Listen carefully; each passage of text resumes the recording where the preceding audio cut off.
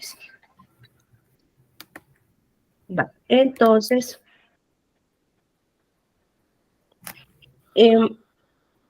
este modelo, ¿verdad?, de suavización exponencial prácticamente lo que hace es que pronostica un periodo futuro utilizando el pronóstico del periodo anterior más el error de ese pronóstico, solo que ese error está ajustado por un factor de suavización que es el factor alfa, porque si tú te fijas, la demanda menos el pronóstico que es el error de ese pronóstico, ¿verdad?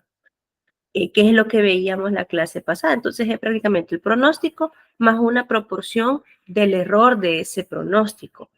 Ahora bien, esa constante alfa tiene un efecto en los pronósticos. Todas las constantes de suavización, ya sea en Holt, en suavización exponencial o en Winters, que es suavización triple, siempre van a estar entre 0 y 1, porque es como un peso que yo le estoy dando a una parte de la información. Como decíamos en el promedio ponderado, por ejemplo, que la suma de las ponderaciones tiene que ser 1, aquí es similar, ¿verdad? En el sentido de que alfa pues no puede exceder a 1. Esta fórmula que está aquí es simplemente reexpresar, ¿verdad? La que tú ya conoces, el pronóstico más alfa por el error. Ahorita no le hagas mucho caso, solo otra forma de verlo. Alfa pues tiene un efecto en los pronósticos. Si alfa es cercana a 1, lo que va a pasar, ¿verdad?, es que el pronóstico le va a dar más peso a los valores o a la información más nueva. Entonces eso lo que va a hacer es que el pronóstico va a ser más reactivo, es decir, va a cambiar más rápidamente cuando cambie la demanda. Mientras que si alfa es pequeño, lo que va a pasar es que el pronóstico le va a dar más peso a los datos antiguos y por lo tanto el pronóstico va a ser más estable, digamos. Entonces va a ser más amortiguado ante posibles cambios que puedan haber en la demanda. Ahora, esto es importante. Yo sé que nosotros optimizamos el alfa con el solver, ¿verdad? Pero es importante saber porque a veces uno no entiende por qué el solver da los resultados que da. Por ejemplo, en los ejercicios de diferencias, si tú te fijas ahí, cuando se trata de hacer por suavización exponencial y se le da que optimiza la constante de alfa, ¿qué es lo que hace el solver? Como el método de suavización exponencial no está pensado originalmente para pronosticar datos con tendencia, ¿verdad? Porque lo que sucede es que se va quedando atrasado. Entonces, ¿qué es lo que hace el solver? Lo que hace el solver es que al alfa le da el valor más grande posible, que es 1, para que pueda reaccionar rápido.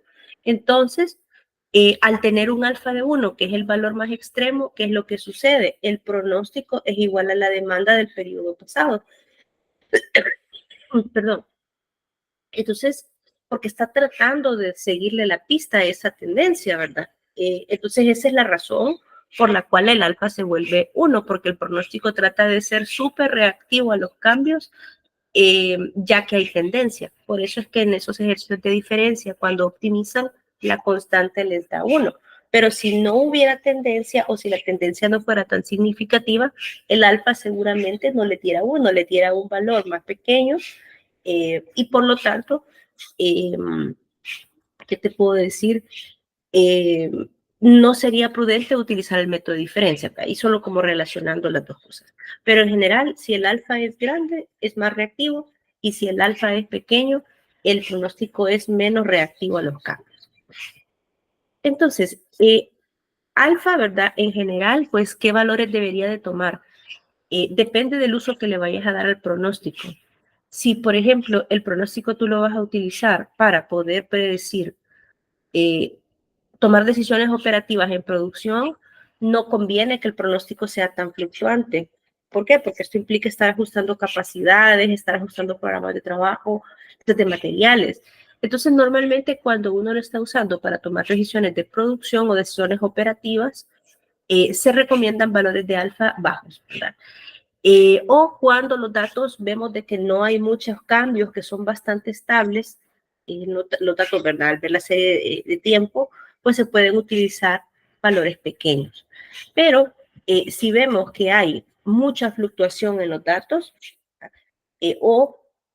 sí, mucha fluctuación, digamos que son bien diferentes a lo largo del tiempo, entonces muy probablemente al optimizar nos va a dar un valor de alfa más alto. Entonces aquí hay un pequeño ejemplo, como siempre, ¿verdad? Lo que debemos hacer antes de empezar a pronosticar es elaborar una gráfica de la serie de tiempo que estamos pronosticando. ¿Por qué? Porque así nos podemos rectificar, digamos, si el método que tenemos en mente utilizar es prudente usarlo o no. Entonces, esa es una serie de 11 datos bien cortitos. Ahí a la par tú puedes ver la gráfica. Tú le ves estacionalidad a esa gráfica. Mire, perdón, yo estoy ahorita en suavización exponencial, en una slide, no veo gráfica. Me voy a mover.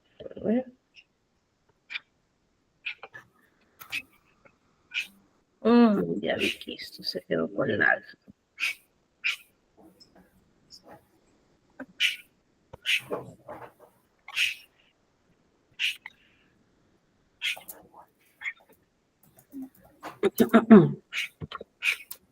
Ahí está.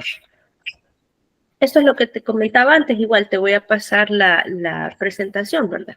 Pero es lo que estaba platicándote antes, de que si alfa es alto, le da más peso a la información más reciente y que si es bajo, pues le da más peso a la información histórica y casi no cambia el pronóstico.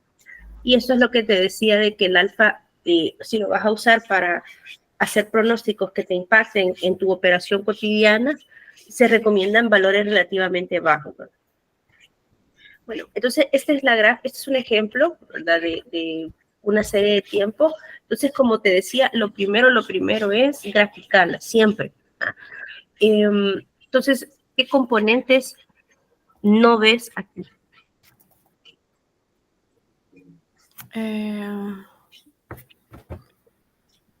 ¿Cómo? ¿Qué no ves? Por ejemplo, ¿tiene estacionalidad? ¿Tiene tendencia? ¿Tiene ciclicidad? No. No, ¿verdad? No, nada. Ok, entonces, como no tiene nada aparente, es prudente utilizar los métodos de promedio móvil simple, promedio móvil ponderado o suavización exponencial. Suavización exponencial porque yo creería que suavización exponencial porque en los otros, como usted dice, o sea, se tarda como en agarrar o sea, se tarda en los cambios. Creo que sería. Lo que sucede es que se pueden usar realmente cualquiera de los tres. Lo que va a pasar es que se van a perder más datos. Porque, por ejemplo, para la suavización solo necesitas el primer pronóstico para poder empezar a hacer todos los demás, ¿verdad? Pero para promedio móvil simple, por ejemplo, el promedio móvil más pequeño es con 2 datos. O sea, perdería 2. Y con el ponderado perdería 2 también. Entonces, realmente las 3 técnicas se pueden usar. Digamos que de entrada no se puede decir cuál va a tener menor error. O sea, es imposible solo con ver la serie. Las 3 son factibles. Lo que uno suele hacer es que las prueba todas y elige la que tiene menor error, ya sea menor MAD, menor MSE, menor MAPE, ¿verdad? Porque al final todas las medidas de error son equivalentes, solo que están expresadas una en unidades, otra porcentual, otra elevada al cuadrado. Entonces, uno los hace todos y compara.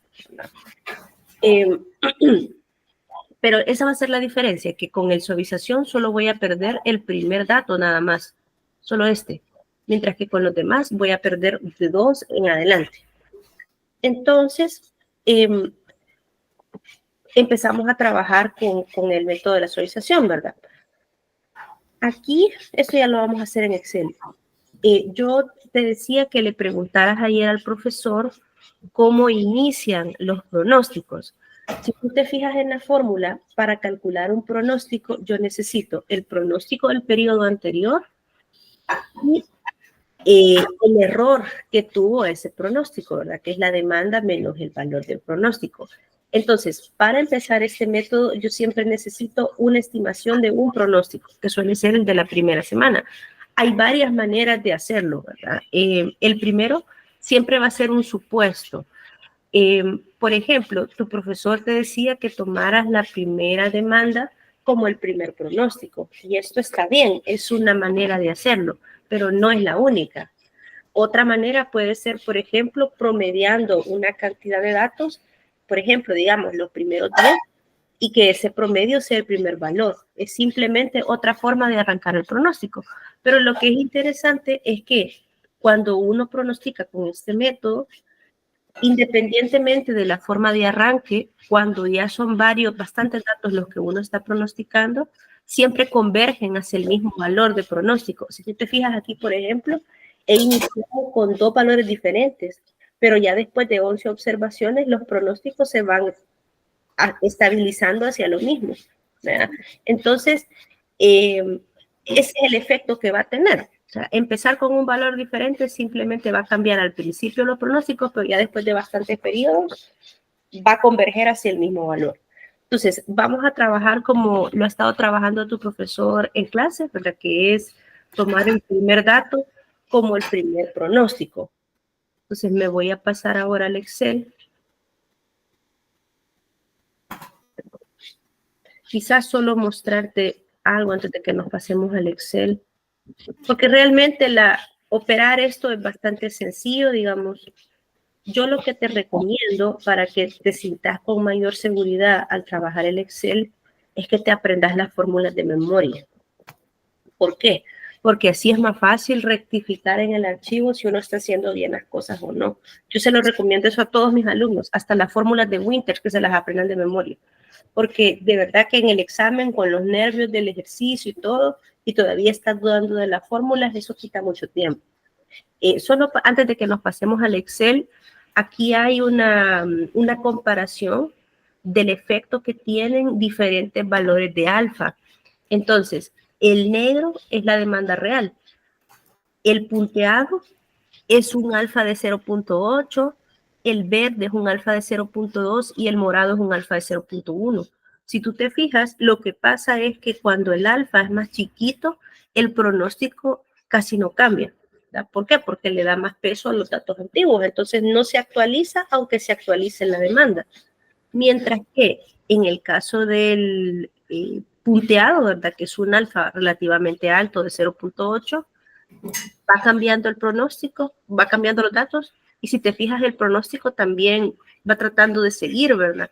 Ese comportamiento. Entonces, ese es el efecto que tiene el alfa. Y fíjate que aunque en Holt es similar, entre más grandes son las constantes alfa y beta, va haciendo lo mismo el pronóstico, va tratando de acercarse más rápido a los cambios. Lo mismo en Winters, entre más altas las constantes, más reactivo va siendo el pronóstico. Ahora, ¿eso significa que tener constantes altas siempre es lo mejor? No necesariamente. Aquí conviene tener una constante alta. ¿Por qué? Porque los datos son bien fluctuantes, la línea negra, ¿verdad? Pero si los datos reales fueran como la línea morada o la línea verde, no habría necesidad de tener un alfa alto. Con un alfa bajo podríamos pronosticar bien. Entonces, hoy sí, pasémonos al... No entendí muy bien esto. Vaya.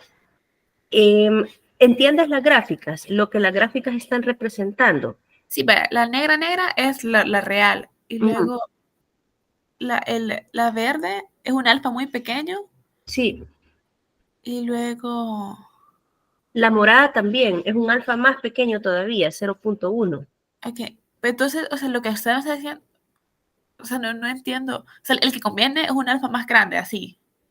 O sea, esta gráfica es para que tú veas el efecto que tiene usar diferentes alfas en una misma serie de datos. Ah, ok, ajá. Entonces, si tú te fijas, cuando los alfas son pequeños, ¿qué es lo que pasa con el pronóstico? El pronóstico casi no cambia. Si te fijas, las líneas verdes y moradas, que son las de los alfas pequeños, aunque la realidad, que es lo negro, está cambiando, ellos casi no se alteran, ¿ya? Porque un alfa pequeño, eso es lo que genera, suaviza los datos, o sea, estabiliza el pronóstico. Pero cuando el alfa es grande, que sería el caso de la línea punteada con un alfa de 0.8, ¿qué es lo que hace el pronóstico? El pronóstico trata de seguir, es más reactivo, pues. a los cambios reales en la demanda. Entonces, si te fijas la línea punteada, que es un alfa de 0.8, cambia la demanda y él trata de cambiar también, ¿verdad? Entonces, es el mismo pronóstico con el mismo método, pero usando diferentes alfas, ¿ya?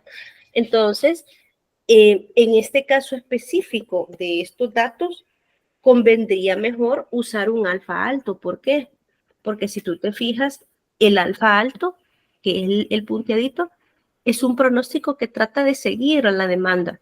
O sea, trata de pegarse a ella porque hay bastante fluctuación, ¿sí? Pero si la demanda realmente fuera la línea morada, supongamos, un alfa alto no me serviría de mucho porque ya bien estable la demanda, pues podría trabajar con un alfa más pequeño. No sé si entiendes ahora. Ahora sí, sí, ahorita ya queda bastante más claro. Vale, ok. Entonces sí, definitivamente la elección